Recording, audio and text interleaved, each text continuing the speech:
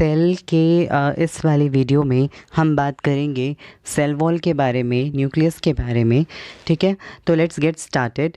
यहाँ पर अभी हम जो बात करने वाले हैं वो है सेल वॉल। सेल वॉल जो है वो किसी भी सेल की आउटर मोस्ट लेयर होती है। सेल वॉल को हिंदी में हम कोशिका भित्ति भी कहते हैं। सेल वॉल जो है वो बेसिकली, अगर ये आपका सेल है तो इस सेल के ऊपर एक और कवरिंग है जिसको हम सेल वॉल कहते हैं। ये एनिमल सेल में नहीं होती, यानी कि जंतु कोशिका में नहीं होती, लेकिन प्लांट सेल और बैक्टीरिया यानी पादप कोशिका या जीवाणु कोशिका में होती है। ठीक है, सेल वॉल जो होती है ये कैसी होती है? ये बहुत रिजिड होती है, मतलब टफ सी लेयर होती है। ठीक है, पोरस यानी पोर्स होते हैं छोटे छोटे इसमें, और उसके अलावा ये नॉन लिविंग है। और plasma membrane selectively permeable and living होती है। लेकिन ये सेल मेम्ब्रेन क्या होती है? सेल वॉल क्या होती है? Non living. ठीक है, अगर ये मेरा सेल है, इसके अंदर ये सेल मेम्ब्रेन हो गई, और ये जो बाहर है इसके बाहर वो सेल वॉल हो गई। ये लिविंग होती है, ये नॉन लिविंग होती है, यानी ये किसी को भी एंट्री दे सकती है। ठीक है, और ये बनी किससे होती है? सेलुलोज नाम के मॉलिक्यूल और हेमी सेलुलोज, यानी सेलुलोज नाम के केमिकल और हेमी सेलुलोज नाम के केमिकल से। ठीक है, क्लियर है? उसके आगे यहाँ पर क्या है? दो सेल जब आपस में जुड़ते हैं, इनके बीच में एक कनेक्शन बनता है, एक लिंक बनता है, जिससे ये अपने इसका मटेरियल इसमें जा सकता है और इसका मटेरियल इसमें जा सकता है। उसको कहते हैं प्लाज्मोडेस्माटा। ये हमारे कोर्स में नहीं है तो इसे हमें याद नहीं करना। हमें सिर्फ इतना याद रखना है सेल वॉल क्या होती है, उसका कार्य क्या होता है, किससे बनी होती है। ठीक है, तो अब हमारा नेक्स्ट काम आता है कि भाई ये सेल वॉल है क्यों? जब हमारे पास सेल मेम्ब्रेन थी ही प्लांट में, तो फिर प्लांट और बैक्टीरिया ने या फंगस ने इन्होंने सेल वॉल क्यों रखी अपने पास? इसलिए रखी ताकि एक्स्ट्रा प्रोटेक्शन मिले। ठीक है, ताकि क्या हो सके, एक एक्स्ट्रा स्ट्रेंथ मिल जाए। तो सेल वॉल का फ़ायदा ये होता है कि वो शेप प्रोवाइड करती है सेल को, उसके अलावा उसको एक्स्ट्रा प्रोटेक्शन और एक्स्ट्रा स्ट्रेंथ, मजबूती प्रोवाइड करती है। और ये क्या करती है कि डिफरेंट साइज़ के मॉलिक्यूल को अंदर आने दे देती है, फ्रीली परमिएबल है। सेल मेम्ब्रेन जो थी वो सिलेक्ट करके भेजती थी, याद करो। और ये जो है सेल वॉल, ये फ्रीली परमिएबल है, जिसका मन करता है उसे ये भेज देती है। ठीक है, यानी जो चाहती है वो ये भेज देती है, शेप देती है सेल को। और उसके अलावा सेल वॉल क्या करता है, जो इसमें नहीं लिखा, वो प्लांट को या किसी भी जिसके अंदर ऑर्गेनिज्म जिसके अंदर सेल वॉल है, उसको इन्फेक्शन से, इंजरी से बचाती है। ठीक है, किससे? कोई हार्मफुल माइक्रो ऑर्गेनिज्म आके अटैक ना करे, उससे बचाती है। और इंजरी, चोट लगने से बचाती है, क्योंकि देखो एक्स्ट्रा परत है, एक्स्ट्रा जब हम एक्स्ट्रा कपड़े पहन के रखते हैं और अगर जीने से गिर जाएं तो कम चांस होता है ना कि अंदर छिला हो। कम कपड़े पहने होंगे तो ज़्यादा चांस है कि छिल सकता है। ठीक है, क्लियर है? तो अब हम आगे बात करेंगे न्यूक्लियस की। ये डायग्राम होता है आपका न्यूक्लियस का। आपका न्यूक्लियस कुछ इस तरीके से नज़र आता है। ठीक है, सेल के अंदर ऐसा दिखता है, और जब आप यहाँ सेल से बाहर लेकर आएंगे तो ये कुछ ऐसा दिखता है। ये जो न्यूक्लियस है इसको हिंदी में क्या कहते हैं? इसको हिंदी में कहते हैं हमारा केंद्रक। ठीक है, ये एनिमल में भी होता है और प्लांट सेल में भी होता है। ठीक है, अब उसके बाद यहाँ देखो, ये एरिया देख रहे हो पूरा, ये एरिया जो देख रहे हो, ये जो पूरा ये कवरिंग है, इस कवरिंग को कहते हैं न्यूक्लियस की मेम्ब्रेन, यानी केंद्रक झिल्ली या न्यूक्लियर मेम्ब्रेन। क्या कहते हैं? न्यूक्लियर मेम्ब्रेन, केंद्रक झिल्ली या न्यूक्लियर एनवेलप। ठीक है, इसमें दो मेम्ब्रेन होती है, एक बाहर ये देखो दानेदार, एक अंदर जिसमें दाने नहीं हैं। ठीक है, ये इनर और आउटर मेम्ब्रेन हो गई। ठीक है, अब उसके बाद हमारे पास आता है कि न्यूक्लियस के अंदर एक और चीज़ होती है जिसको क्या कहा जाता है? न्यूक्लियोलस। ठीक है, ये छोटा सा पोर होता है जिसके थ्रू यहाँ से चीज़ें बाहर जा सकती हैं, जिसका नाम है न्यूक्लियर पोर, क्या नाम है इसका, न्यूक्लियर पोर। बाकी ये जो दाने आप देख रहे हो इसको कहते हैं राइबोसोम। इतना डिटेल में हमें नहीं जाना है, हमें सिर्फ न्यूक्लियस का फंक्शन याद रखना है। हमारे लिए उतना ही है क्लास 9th में। हमें इजी पढ़ना है, टफ़ नहीं पढ़ना। लेकिन किसी बच्चे को एक्स्ट्रा नॉलेज चाहिए हो तो उसके लिए ये डिटेल्स यहाँ बताई गई हैं। अब हम अपने लेवल का जितना हमें पढ़ना है उतना देखेंगे, ठीक है। हम सिर्फ इतना देखेंगे कि न्यूक्लियस क्या काम करता है, किसने ढूंढा था। तो सबसे पहले न्यूक्लियस की जो डिस्कवरी की गई थी वो रॉबर्ट ब्राउन ने करी थी। रॉबर्ट ब्राउन ने न्यूक्लियस को ढूंढा था, ठीक है। अगर न्यूक्लियस के ढूंढने वाले का नाम आए तो हम क्या लिखेंगे, मिस्टर रॉबर्ट ब्राउन या सिंपल रॉबर्ट ब्राउन। किस ईयर में, 1831। जैसे यूकैरियोट में न्यूक्लियस होता है वैसे हमने पढ़ा था पहले वीडियो में कि प्रोकैरियोटिक सेल में क्या होता है, न्यूक्लियोइड। हमारे पास जैसे क्या होता है न्यूक्लियस, ऐसे उनके पास क्या होता है, न्यूक्लियोइड, ठीक है।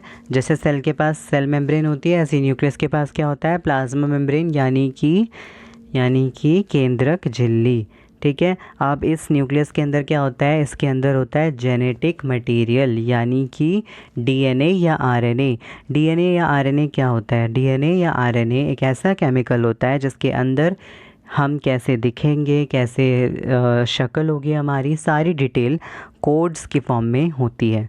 यानी उस एक मॉलिक्यूल के अंदर हमारी सारी चीज़ें स्टोर होती हैं, हमारी सारी इन्फॉर्मेशन की, हम कैसे दिखेंगे, हमारी सारी जानकारी, हमारी आँखों का कलर कैसा होगा, बालों का कलर कैसा होगा, ये सब वहाँ पर स्टोर होता है, ठीक है। तो ये डीएनए या आरएनए यहाँ न्यूक्लियस के अंदर मौजूद होते हैं।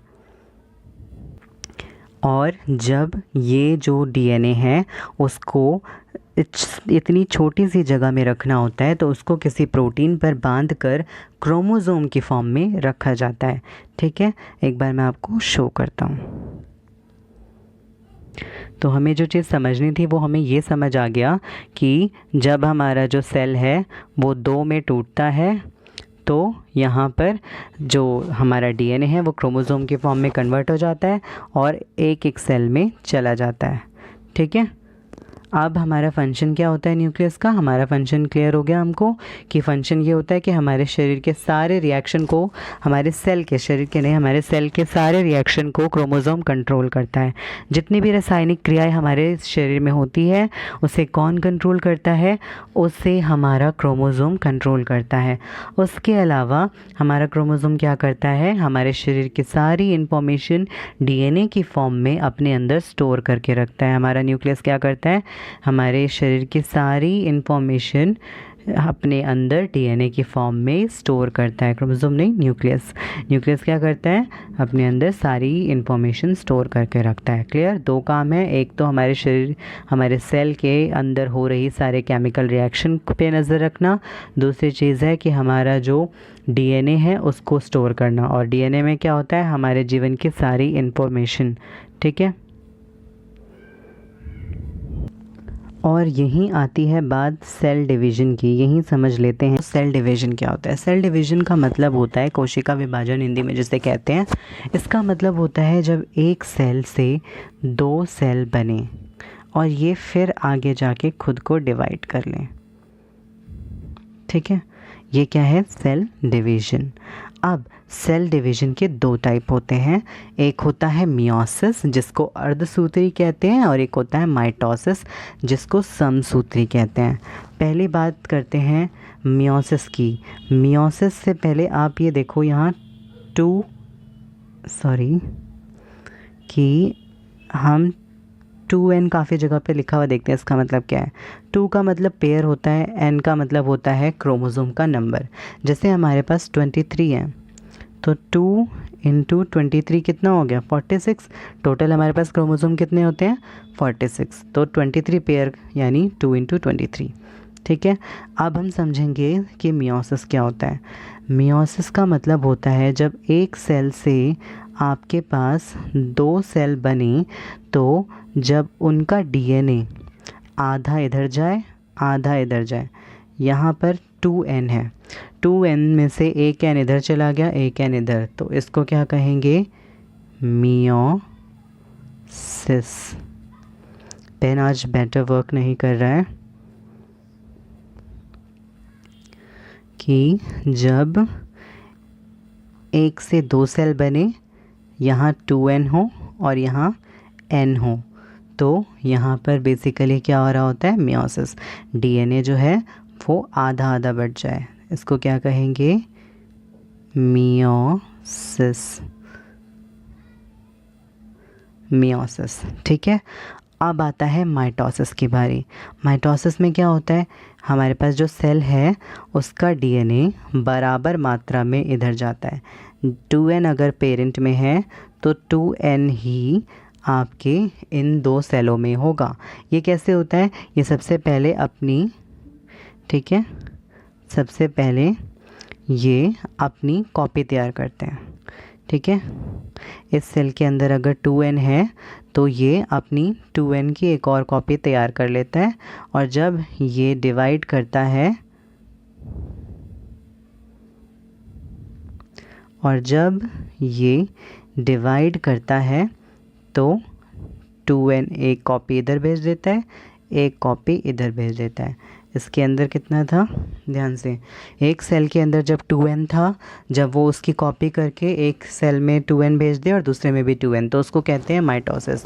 मियोसिस में डीएनए आधा होकर जाता है आगे, और माइटोसिस में डीएनए उतना ही रहता है जितना पेरेंट में था, ठीक है। हमारे जो गैमीट होते हैं उनके अंदर मियोसिस होती है, और जो हमारे बॉडी के दूसरे सेल होते हैं उनके अंदर क्या होती है, माइटोसिस। हमारे जो युग्मक होते हैं हमारे शरीर में, उनके अंदर अर्धसूत्री विभाजन होता है, और जो हमारे दूसरे कोशिकाएं होती हैं उनके अंदर जो होता है समसूत्री विभाजन, ठीक है। क्लियर।